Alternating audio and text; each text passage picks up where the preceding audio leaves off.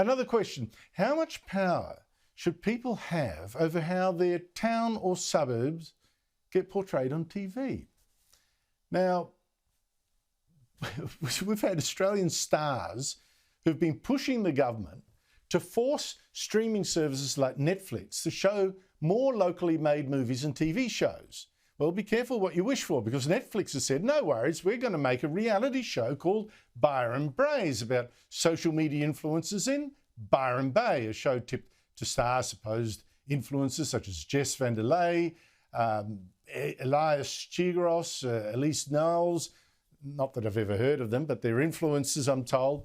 Although no names yet have really been revealed. But Byron Bay, well, the problem is that's a celebrity hotspot, a playground of the rich and famous, and more than 6,000 people have signed a petition saying no to filming at Byron Bay. Pick some other town to film in that'd be glad for the publicity. And the Greens mayor wants his council to do something to stop it. Well, joining me is Bella de Brera, Director of Western Civilizations Program at the Institute of Public Affairs and Red Hot and Free Speech.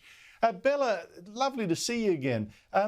What right do you think a town has to control how media outfits portray it? Well, I think the case here is that the pertinent question here is that if this was an ABC drama, or if ABC decided to film an episode of Q&A in Byron Bay, the Greens mayor would be rolling out the red carpet and polishing the family silver in anticipation of the arrival of the ABC, but they're not. And what this really is for me is nothing more than class warfare. I mean, Australia's meant to be a classless society, but you know, you think about the elite have colonized Byron Bay, the wealthy, and as they are entitled to do because they can afford the property, they now inhabit Byron Bay, and they don't want the great unwashed flooding the streets of Byron Bay, and really this is nothing more than sort of elite nimbyism. That's all this is. Well, I can't imagine that the influencers would be there trying to show the worst of Byron Bay. Their influencers are supposed to live glam lives, and I suspect you are absolutely right. It's a class issue, and they don't want to share what God gave Byron Bay with the rest of the country, in case other people might be influenced to come have a look. And that's the point. A show like a reality TV show is going to show Byron Bay in a wonderful light. It's going to show how you can drink chai and do whatever you want in Byron Bay and do yoga on a surfboard and have this amazing existence. It's going to attract people to Byron Bay.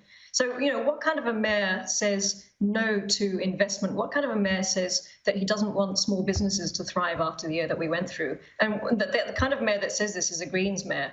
And this is the town that just lost $10 million overnight by cancelling the Blues Fest after one case. So it really is a case of I think it's ideology, and I think it's elitism, and I think it's nimbyism just over small business. And I think I'd like to see the signatures on this list. I think 3/4 of them probably have addresses at Point Piper. I suspect, well, one man in particular perhaps, Bella de Brera, I suspect you're absolutely correct. Thank you so much for your time. Thanks, Andrew.